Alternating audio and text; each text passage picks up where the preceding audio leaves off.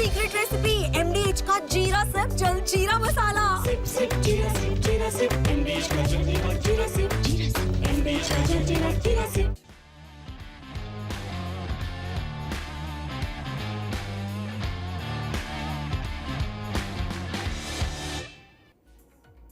नमस्कार, स्पोर्ट्स 9 में आप सभी का स्वागत है। मैं हूं शिवेंद्र, मेरे साथ हैं मेरी सहयोगी अंकिता और साथ ही साथ शुभमन गिल और श्रेयस अय्यर जैसे खिलाड़ियों के साथ जब इस तरह की चीजें होती हैं तो वो चर्चा में रहती हैं। शुभमन गिल 1 साल के बाद एशिया कप की टीम में वापस आए, चर्चा में रहे। श्रेयस अय्यर वहां टीम में नहीं आ पाए, इसलिए वो चर्चा में रहे। फिर एक नया नैरेटिव आया कि श्रेयस अय्यर को कप्तानी दी जा सकती है वनडे की, ये चर्चा हुई, ये भी हमने आपको अपने शो में दिखाया था। लेकिन अब बीसीसीआई ने ना बिल्कुल जिसको कलेजे पे पत्थर रखने वाली स्थिति होती है, उस स्थिति में कह दिया है कि नहीं, ऐसी तो कोई बात ही नहीं हुई है, ऐसी कोई चर्चा ही नहीं हुई है। इसलिए हमने आज वॉल पर यह मैसेज दिया कि श्रेयस अय्यर होना आसान नहीं होता, क्योंकि जब आपकी हर कोई तारीफ कर रहा हो, जब एक उम्मीद की किरण दिखी हो कि अच्छा शायद ऐसा कुछ प्लान चल रहा हो, लेकिन वो क्षण से जो टूटा कोई सपना जैसी स्थिति यहां पर हो गई है। इस खबर पर बातचीत करेंगे, साथ ही साथ और बहुत सारे अपडेट हैं। वुमेन्स वर्ल्ड कप की जो मैचेस होने थे बेंगलुरु में, वो जगह बदल गई है, उस पर बातचीत करेंगे। सिलेक्शन कमेटी में दरकार है बीसीसीआई को सेलेक्टर्स की, उसके लिए क्या नियम एवं शर्तें हैं, उस पर भी बातचीत करेंगे। लेकिन शुरुआत करते हैं श्रेयस अय्यर की इसी खबर के साथ कि बीसीसीआई ने उनके ऊपर जो बयान दिया है, बड़ा बयान, अपडेट आपको दिखाते हैं। वनडे में कप्तानी देने को लेकर कोई चर्चा नहीं हुई है। एशिया कप में जगह ना मिल पाने के बाद ऐसा कहा जा रहा था कि उनको वनडे टीम में कप्तानी दी जाएगी रोहित शर्मा के बाद, लेकिन अब बीसीसीआई ने साफ साफ शब्दों में कह दिया है कि हमारी इस विषय में कोई चर्चा ही नहीं हुई है। यानी जहां भी ये खबर आई, जिसको हमने आपको सोर्सेस के हवाले से कहा, उसको एक तरीके से उसका खंडन कर दिया गया है। तो ये मतलब वैसे तो ऐसे समय में जब श्रेयस अय्यर के लिए टीम सिलेक्शन के लिहाज से कुछ भी अच्छा ना रहा हो, मुझे लगता है कि बहुत कोई उम्मीद उनको नहीं रही होगी कि ऐसा कुछ होगा। लेकिन अब जब मतलब वही वाली बात है कि जो थोड़ी बहुत उम्मीद रही होगी वो भी टूट गई, क्योंकि कह दिया गया कि नहीं ऐसा कुछ भी नहीं है, हमने ऐसी कोई चर्चा भी नहीं की है। अंकिता, बिल्कुल। और देखिए मतलब जब किसी खिलाड़ी को T20 फॉर्मेट में नहीं लिया जाता, रिजर्व प्लेयर के तौर पर भी टीम में शामिल नहीं है, टेस्ट मैच में शामिल नहीं है, तो जो तमाम खबरें पहले से आ रही थी कि भाई टीम में तो शामिल होना छोड़िए, जो ODI फॉर्मेट की हम बात करेंगे उसमें नाम आना छोड़िए, मतलब कप्तानी की लगातार बातें हो रही थी। तो ये जो सचिव हैं बीसीसीआई के सचिव, उन्होंने पूरी तरीके से इस खबर को जो है वो नकार दिया। उन्होंने कहा है कि भाई इस बारे में जो है वो कोई ऐसी खबर है ही नहीं, ये उनके लिए भी नई खबर नजर आ रही है। तो तमाम सारी चीज़ें थी, जो उम्मीदें थी किसी खिलाड़ी के लिए यही उम्मीदें होती कि भाई वो टीम का हिस्सा हो, टीम में मौका मिले और फिर प्लेइंग 11 में भी मौका मिले, लेकिन वहाँ से स्क्वाड में नाम ना होना, उसके बाद लगातार अच्छा प्रदर्शन करना, जिस तरीके से हमने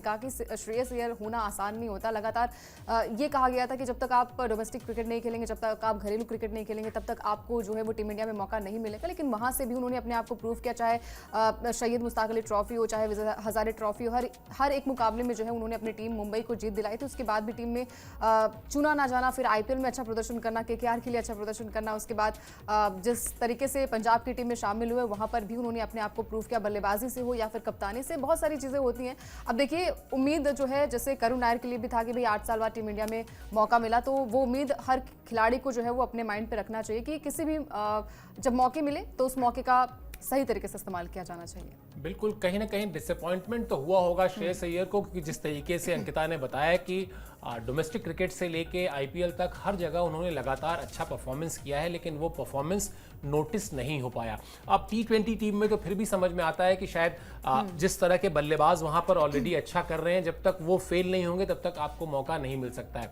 लेकिन अब ये जो कप्तानी को लेकर एक नया शिगुफा ही कहना चाहिए आया था, वो भी अब उठ चुका है, उस पर भी कोई चर्चा नहीं हुई। क्या कहा है देवजीत सैकिया ने, वो भी आपको एग्जैक्ट बता देते हैं, जो अभी अंकिता कह रही थी। यानी बीसीसीआई के सचिव से जब ये पूछा गया कि क्या श्रेयस अय्यर को कप्तानी देने की कोई चर्चा है, उन्होंने कहा श्रेयस को कप्तानी दिए जाने की चर्चा मेरे लिए भी खबर है। इस मुद्दे पर अभी कोई विचार विमर्श ही नहीं हुआ है। यानी अंग्रेजी में जो कहते हैं ना, the question does not arise, वो वाला मामला है, ये सवाल ही नहीं हुआ और इसके अलावा इस पर क्या ही कहा जाए। और निश्चित तौर पर श्रेयस अय्यर के लिए, उनके फैंस के लिए वो जो कुछ मिनटों की या कुछ घंटों की एक अच्छी खबर आई थी कि संभवतः उनके नाम पर विचार किया जा सकता है वनडे टीम में कप्तानी देने को, वो भी अब खत्म हो चुका है। अब एक सामान्य सी बात है कि अब देखना यही होगा कि आने वाली जो सीरीज है, वनडे सीरीज है, उसमें उनको पहले टीम में जगह मिले, क्योंकि अभी तो वो जगह बनाने की लड़ाई लड़ रहे हैं। अगर वहां पर भी, हालांकि अब अगर वनडे टीम में जगह नहीं मिलती तो ये वाकई फिर कोई और भी मैटर हो सकता है, जैसा होता रहा है उस पर खैर आप बाद में बात करेंगे। अभी आपको बता देते हैं एक और बड़ा अपडेट, जो भारत सरकार ने एशिया कप को लेकर फैसला किया है कि एशिया कप में भारत और पाकिस्तान का जो मैच है वो मैच खेला जाएगा। उसके पीछे का जो तर्क है वो तर्क भी आपको बता देते हैं। वो पॉलिसी ये तय की गई है कि भारतीय टीम पाकिस्तान से तभी खेलेगी जब कोई मल्टी नेशन टूर्नामेंट हो, यानी जिस टूर्नामेंट में इन दो टीमों के अलावा भी कई टीमें हिस्सा ले रही हों। इसके अलावा भारत और पाकिस्तान आपस में कोई बायलैटरल सीरीज नहीं खेलेंगे। क्रिकेट के अलावा बाकी खेल भी इसमें शामिल हैं। अब तीसरा मुद्दा जो लोग अक्सर कहते हैं कि क्यों ना विदेश में खिला दिया जाए, अगर भारत पाकिस्तान नहीं जा रहा है या पाकिस्तान भारत नहीं आ रहा है तो क्यों ना किसी न्यूट्रल वेन्यू पर इन दोनों टीमों को खिलाया जाए। उस पर भी साफ साफ खेल मंत्रालय ने इनकार कर दिया है कि आप अमेरिका में भी अगर ऐसी कोई सीरीज प्लान कर रहे हैं तो वैसी कोई सीरीज नहीं होगी। इस पर अब बीसीसीआई का रिएक्शन भी आ गया है, वो रिएक्शन भी आपको दिखा देते हैं, खबर थोड़ी सी और पुख्ता हो जाएगी। सरकार ने खिलाड़ियों के साथ साथ टीम के हितों का भी ध्यान रखा है। इस फैसले में हमारे देश की मेजबानी में होने वाले आयोजनों का भी ध्यान रखा गया है। हम सरकार के फैसले का पूरी तरह समर्थन करते हैं। हम केंद्र सरकार के फैसले का 100% पालन करेंगे। हम अंतर्राष्ट्रीय टूर्नामेंट में हिस्सा लेने से लेकर ऑनलाइन गेमिंग कंपनियों की स्पॉन्सरशिप तक में सरकारी फैसले का पालन करेंगे।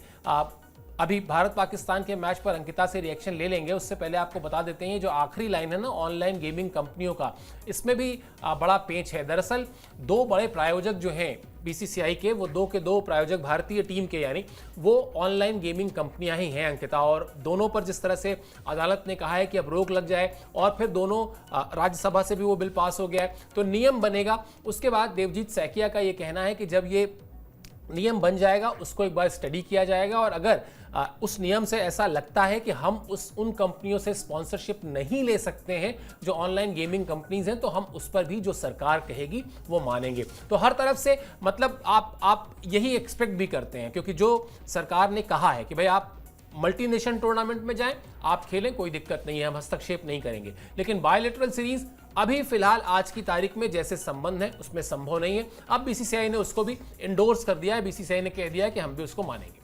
बिल्कुल, और देखिए फैसला भी सही है। ये पहले से भी एक तरीके से कहा गया था कि भाई हम जो है वो पाकिस्तान नहीं जाएंगे और पाकिस्तान के साथ मैच भी नहीं होना चाहिए। लेकिन जब मल्टी नेशन जो टूर्नामेंट्स होते हैं वहाँ पर बहुत सारे टीम जो है वो हिस्सा लेती है तो आप इस तरीके से जो है वो मतलब बाइकआउट नहीं कर सकते। तो तमाम सारी चीज़ों पर जो है वो लिखित तरीके से एक बयान जो है वो स्टेटमेंट जो है वो आ चुका है भारत सरकार का, खेल मंत्रालय का। तो तमाम सारी चीज़ें हैं और ये भी कहा गया कि भाई पाकिस्तान के साथ जो मैचेस होंगे वो हम कहते हैं ना कि मल्टी नेशन टूर्नामेंट्स में आप खेल सकते हैं, जैसे कि एशिया कप 2025 में दोनों टीमें आमने सामने होंगी। अदरवाइज जितने भी बायलैटरल सीरीज होती है वो पाकिस्तान के साथ नहीं होगी। और फिर ये कहा जाता है कि भाई न्यूट्रल वेन्यू पे मतलब मैच करा लिए जाएं, चाहे अमेरिका हो चाहे किसी और कंट्री की बात करें, वहां पर भी अब ये तमाम सारी चीज़ें नहीं की जाएंगी। तो ये अच्छा फैसला है मतलब टीम इंडिया के लिए भी भारत सरकार की तरफ से। और ये चेतावनी जो है वो पहले से भी एक तरीके से पाकिस्तान को चेताया गया था कि अगर इस तरीके से कुछ भी होता है तो फैसला जो है वो इंडिया के हित में ही रहेगा।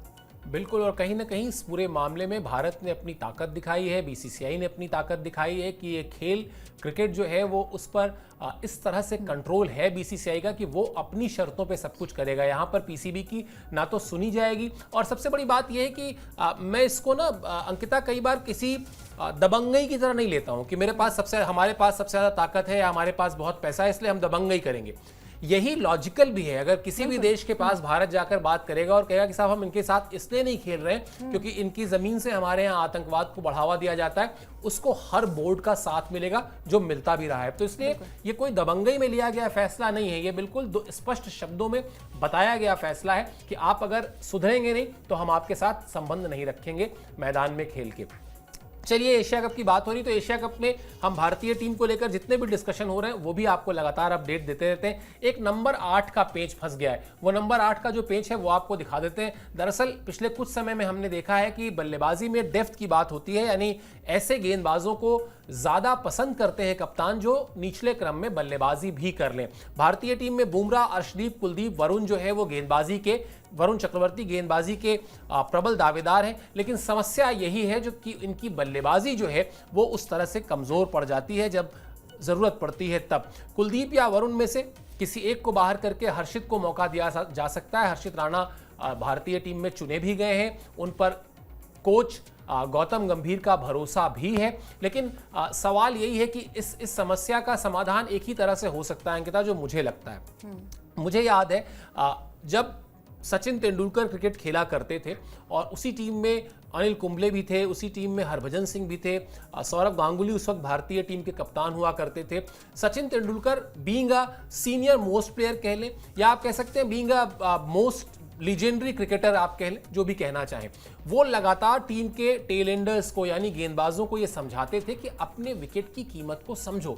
आपको कोई नहीं कह रहा कि आप हर मैच में जाकर हाफ सेंचुरी के लिए खेलिए या शतक के लिए खेलिए, वो आपका काम नहीं है। आपका सिलेक्शन आपकी गेंदबाजी से होता है। बावजूद इसके आपके अंदर वो स्किल होना चाहिए कि जरूरत पड़ने पर आप अपनी टीम के लिए थोड़े रन कंट्रीब्यूट कर लें। अगर आपको थोड़ी देर क्रीज पर वक्त बिताना है तो आप बिता लें। संभवतः ये जो नंबर 8 का पेच फंसा है, इसका सॉल्यूशन यही है कि टीम के अब जो सीनियर प्लेयर्स हैं, टीम के जो कप्तान हैं, टीम के जो हेड कोच हैं, उनको इन खिलाड़ियों से, स्पेशली जो 4 नाम हमने रखे हैं स्क्रीन पर, उनसे जाकर ये कहना होगा कि आप लोग फॉर्मेट कोई भी हो, अक्रॉस ऑल द फॉर्मेट अपने विकेट की कीमत को समझिए, तभी शायद इस समस्या का समाधान निकल सकता है। बिल्कुल। और देखिए मतलब आपसे ज़्यादा उम्मीदें भी नहीं की जाती, आपसे ये उम्मीद की जाती है आप थोड़े बहुत रन्स बना लीजिए, क्योंकि बाकी अगर हम देश की बात करें, बाकी टीम की बात करें, चाहे इंग्लैंड की बात करें, ऑस्ट्रेलिया की बात करें, जिस तरीके से वो बल्लेबाजी करते हैं, उनके नंबर 8 से लेकर नंबर 7 से लेकर हर एक जो गेंदबाज होता है वो अच्छी बल्लेबाजी कर पाता है, तो आपसे बहुत ज़्यादा उम्मीदें नहीं होती। लेकिन हाँ, जब कोई टफ सिचुएशन हो जहाँ पर कोई टॉप ऑर्डर बैट्समैन हो और वहाँ से आपको एक निचले क्रम की बल्लेबाजी से किसी बल्लेबाज का साथ चाहिए होता है, तो वहाँ से ये लगता है कि भाई थोड़ी बल्लेबाजी वो कर ले, थोड़ी पार्टनरशिप बिल्ड कर ले और थोड़े बहुत रन्स बना ले। उम्मीदें आपसे इतनी होती, बहुत ज़्यादा उम्मीदें नहीं होती कि भाई निचले क्रम की बल्लेबाजी से कोई खिलाड़ी आएगा, कोई गेंदबाज आएगा, वो बैटिंग करके मैच को जिता सकता है। तो ये सारी चीज़ें जो है वो आप में थोड़े बहुत, जैसे कि हमने कहा कि भाई सचिन ने कहा था कि मतलब वो थोड़ी बहुत पोटेंशियल आपके पास होनी चाहिए, वो कला होनी चाहिए कि आप मैच अगर फंसा है किसी कंडीशन में, तो उस कंडीशन में आप किस तरीके से बल्लेबाजी करते हैं, थोड़ी बहुत बल्लेबाजी आपको आनी चाहिए। और ये चीज़ें हमने देखी हुई है कि अभी हाल फिलहाल के मैचेस में हमने देखा, चाहे इंग्लैंड सीरीज़ की हम बात कर लें, वहाँ पर भी किस तरीके से कोलैप्स टीम हो जाती है। तो शायद यहाँ पर थोड़ा सा एज जो है हर्षित को मिल सकता है, क्योंकि उन्होंने आईपीएल में भी थोड़े बहुत रन्स बना लिए थे। तो जो सीनियर खिलाड़ी हैं उनसे उम्मीद यही होती है कि आप अगर गेंदबाजी अच्छी करते हैं, थोड़ी बहुत बल्लेबाजी भी कर लेंगे, तो ये आपके लिए और टीम इंडिया के लिए जो है वो प्लस पॉइंट कहीं ना कहीं नजर आएगा। बिल्कुल एडेड एडवांटेज है, सोने पे सुहागा जैसा है। और अब तो अगर आपके पास ये कला है कि आप थोड़ी देर बल्लेबाजी कर सकते हैं क्रीज पर टिककर, तो आप यकीन मानिए सिलेक्शन में आपका नाम पहले लिया जाता है। ये विराट कोहली भी करते थे और उसके बाद रोहित शर्मा ने किया। और अगर इंग्लैंड की टीम की इतनी चर्चा होती है तो इंग्लैंड की टीम का आप अगर किसी भी फॉर्मेट में उठाकर उनकी टीम का पूरा लाइनअप देखेंगे तो उसमें आप ये पाएंगे कि वहां पर भी ये कहानी रहती है कि निचले क्रम के में जो गेंदबाज हैं, जो स्पेशलिस्ट गेंदबाज हैं, वो भी ठीक ठाक बल्लेबाजी कर लेते हैं, इसीलिए उनको टीम में जगह भी मिलती है। एडेड एडवांटेज, जैसा मैंने पहले कहा। एक और खबर वर्ल्ड कप से जुड़ी हुई है। बेंगलुरु को निराशा हाथ लगी है। बेंगलुरु में जो मैचेस होने थे, 4 मैचेस होने थे आई थिंक, वो शिफ्ट कर दिए गए हैं नवी मुंबई। वो खबर क्या है वो भी आपको दिखा देते हैं, क्योंकि ये इंपॉर्टेंट अपडेट है। लगातार इस पर चर्चा हो रही थी कि कहीं ऐसा ना हो कि बेंगलुरु से मैचेस छिन जाएं। फाइनली यही हुआ। आईसीसी ने अब बड़ा फैसला किया है, बेंगलुरु की बजाय नवी मुंबई में मैचेस खेले जाएंगे।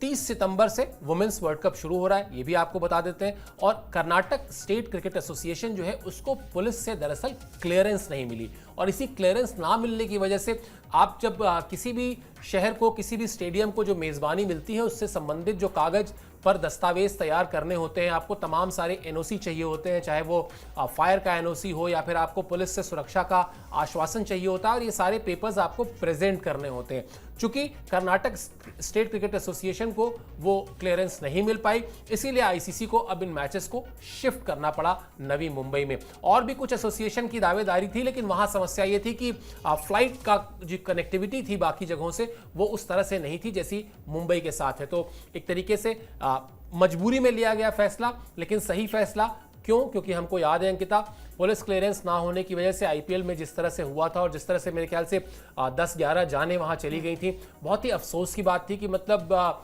लोग आपकी टीम के सेलिब्रेशन को देखने जा रहे हैं और अपने जान से हाथ धो दे रहे हैं। तो आप ऐसी कोई भी घटना दोबारा ना हो, इसके लिए वो मायूसी ठीक है, मैचेस नहीं हो पाएंगे कोई बात नहीं, लेकिन आपको स्टेडियम में आने वाले दर्शकों की, फैंस की सुरक्षा का 200% ध्यान रखना होगा और इसीलिए मैचेस शिफ्ट कर दिए गए। बिल्कुल, और देखिए फैसला जो है वो मजबूरी में लिया गया और ये फैसला जो है वो मतलब हित में ही रहेगा। जो 4 मुकाबले आप को यहाँ पर खेलने थे वो अब नवी मुंबई में खेले जाएंगे। वहाँ पर 23 अक्टूबर को जो है वो अफगानिस्तान के साथ मैच होगा। उसके बाद जो है वो यहाँ पर 26 अक्टूबर को जो है वो खेला जाएगा बांग्लादेश के साथ। और फिर ये था कि भाई जो सेमीफाइनल मुकाबला है वो भी यहाँ पर खेला जाना था और अगर यहाँ से टीम इंडिया या पाकिस्तान की टीम फाइनल में पहुँचती है तो कहीं ना कहीं ये मैच शिफ्ट हो सकता है कोलंबो। अदरवाइज जो है वो अब सारे मैचेस जो है वो शिफ्ट किए जाएंगे नवी मुंबई में। तो ये सारे फैसले जो है वो मजबूरी में लिए गए और मजबूरी में लिया गया फैसला आई थिंक हित में ही जाना चाहिए। और इस तरीके से जो तमाम सारी चीज़ें थी कि भाई आईपीएल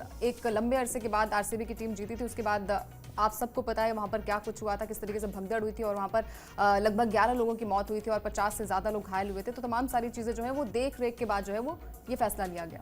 बिल्कुल, मुझे याद है 2005 में पाकिस्तान की टीम को इंडिया आना था अंकिता, और यहाँ पर दिल्ली के फिरोज शाह कोटला स्टेडियम का रेनोवेशन चल रहा था। शीला दीक्षित तब मुख्यमंत्री हुआ करती थीं और किस तरह से वहाँ पर एक एक एनओसी के लिए मारामारी चल रही थी। फायर का एनओसी वहाँ फंसा हुआ था। अल्टीमेटली पीएमओ तक को ऐसा कहा जाता है कि उसमें हस्तक्षेप करना पड़ा था, तब जाकर सारे एनओसी हुए थे और तब जाकर वो मैच हो पाया था। अल्टीमेटली आपको इस बात का ध्यान रखना है कि वहाँ पर जो फैंस आए हैं वो क्रिकेट को का एंजॉय करने आए हैं, क्रिकेट का मज़ा लेने के लिए आए हैं, वो अपनी जान खोने के लिए नहीं आए हैं। और जो कुछ हुआ वो बहुत ही अफसोसनाक था। लिहाजा कोई भी इस बात से अगर मायूस है तो उसको मायूसी से ज़्यादा ये सोचना चाहिए कि क्या ज़्यादा सुरक्षित है, और सुरक्षित यही था कि आप मैचों को उन जगहों पर आयोजित कराएं जहाँ पर आपके पास सारे ज़रूरी जो डॉक्यूमेंट्स होते हैं वो आपके रेडी होने चाहिए। चलिए अब अगली खबर की तरफ बढ़ते हैं। जो बीसीसीआई ने एक विज्ञापन निकाला है। विज्ञापन किसके लिए निकाला है? विज्ञापन निकाला है सिलेक्टर्स के लिए। अभी आपने देखा होगा अजीत अगरकर का कार्यकाल, यानी जो चीफ सिलेक्टर हैं उनका कार्यकाल बढ़ाया गया, लेकिन वहां पर उनकी सिलेक्शन कमेटी में 2 मेंबर्स ऐसे हैं जिनका कार्यकाल खत्म हो रहा है और उनके लिए नए आदमी का, नए सेलेक्टर का चयन किया जाना है। मेंस टीम के साथ साथ महिला टीम के लिए 4 सेलेक्टर्स हैं, उनकी तलाश है। अब जो मेंस टीम है उनका हमने आपको बता दिया कि क्या रिक्वायरमेंट है। 7 टेस्ट मैच या 30 फर्स्ट क्लास मैचों का अनुभव होना चाहिए। इसके अलावा अगर आप 10 वनडे और 20 फर्स्ट क्लास मैचों को आपने खेला है तो आप मेंस टीम की जो सिलेक्शन कमेटी है उसके लिए आवेदन कर सकते हैं। साथ ही साथ जूनियर टीम के लिए भी एक सिलेक्टर की तलाश है और इसलिए ये विज्ञापन बाकायदा बीसीसीआई ने दिया है। वैसे आपको ये बता दें कि पहले ये जो काम होता था सिलेक्शन कमेटी का, ये ऑनररी जॉब था, यानी इसका कोई पैसा नहीं मिलता था। आप जाते थे, आपको जो भी खर्च होता था आपका आने जाने में, देखने में खिलाड़ियों को या मैचेस देखने में, उसका रिएम्बर्समेंट होता था, कोई सैलरी जैसी नहीं थी। लेकिन अब ये प्रॉपर अंकिता ठीक ठाक इसमें रकम मिलती है। 3 करोड़ के आसपास अगरकर का करार है सालाना, और उसके अलावा जो मेंस टीम यानी सीनियर मेंस टीम की मैं बात कर रहा हूँ उसमें जो सेलेक्टर्स हैं उनको 90 लाख रुपए के आसपास सालाना मिलता है। तो ठीक ठाक रकम है। जिम्मेदारियां भी बढ़ी हैं और इसीलिए शायद अब अगर भारतीय टीम के सिलेक्शन को आप देखेंगे तो उस तरह से उसमें झोल नहीं नजर आता, एक पारदर्शिता दिखती है। हाँ ठीक है, आप उस पर बहस कर सकते हैं, चर्चा कर सकते हैं, अभी भी चर्चा हो ही रही है। एशिया कप की टीम चुनी गई है, सबसे ज्यादा चर्चा इसी बात को लेकर हो रही है कि आखिर श्रेयस अय्यर क्यों नहीं आए, लेकिन आपके पास इस बात के जवाब हैं कि क्यों नहीं आए। तो ये एक स्पेशलाइज्ड जॉब है, इसीलिए इसको उसी तरीके से प्रोफेशनल तरीके से करना है। अब इसमें जो अपडेट है वो एक और अपडेट है, वो भी आपको बता देते हैं। वो बड़ा इंटरेस्टिंग अपडेट है। प्रज्ञान ओझा, आपको याद होगा प्रज्ञान ओझा का नाम इस रेस में चल रहा है। सिलेक्शन कमेटी में प्रज्ञान ओझा आ सकते हैं। मौजूदा चयनकर्ता एस शरत हैं जिनका कार्यकाल खत्म हो रहा है, वो जो है उनकी जगह ले सकते हैं। 24 टेस्ट मैच उन्होंने खेले हैं। अंतर्राष्ट्रीय क्रिकेट में उनके करीब 150 विकेट हैं। इस अंतर्राष्ट्रीय क्रिकेट का आशय टेस्ट क्रिकेट, वनडे क्रिकेट और T20 क्रिकेट तीनों ही फॉर्मेट से है। तीनों ही फॉर्मेट में वो चूंकि भारत को रिप्रेजेंट कर चुके हैं और तीनों ही फॉर्मेट में वो खेल चुके हैं, इसलिए उनकी दावेदारी भी बनती है, यानी एलिजिबल हैं कम से कम वो। प्रज्ञान ने 2013 में आखिरी टेस्ट मैच खेला था, उसके बाद जो है वो उनका वो करियर जो है वो आखिरी टेस्ट मैच ये 2013 का था। अब जो है चर्चा यही है कि ये उनको ही सिलेक्शन कमेटी में लाया जा सकता है। सारी एलिजिबिलिटी है अंकिता, और अगर आप देखेंगे पिछले कुछ समय से वो अलग अलग कैपेसिटी में बीसीसीआई के साथ जुड़े भी रहे हैं, बोर्ड के बोर्ड के भी मतलब एक अच्छी गुड बुक्स में है। तो अगर आते हैं, उनके पास अनुभव है और समझते हैं चीज़ों को, एक अच्छा नाम है, एक डिसेंट खेला हुआ नाम है और एक ऐसा नाम है जो बहुत पॉजिटिव रहने वाले खिलाड़ी के तौर पर हम लोग उनको जानते हैं।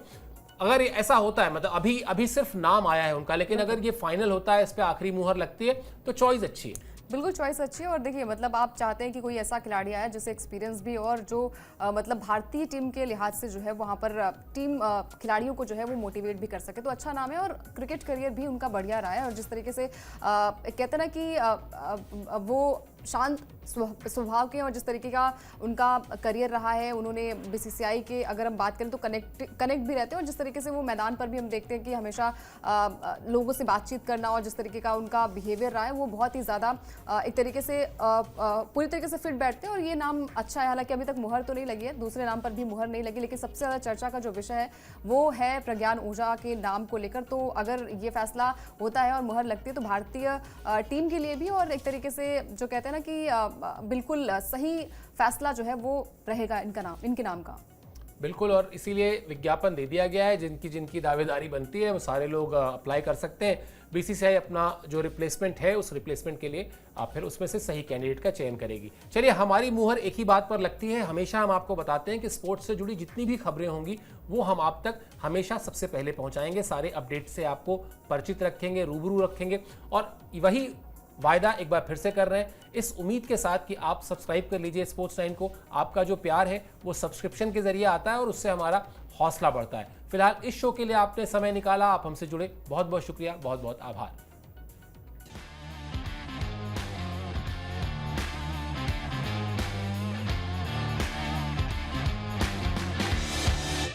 ये है सीक्रेट रेसिपी एमडीएच का जीरा सिर्फ जलजीरा मसाला। Sip, sip, jeera sip, MDH का जलजीरा, jeera sip, MDH का जलजीरा, jeera sip.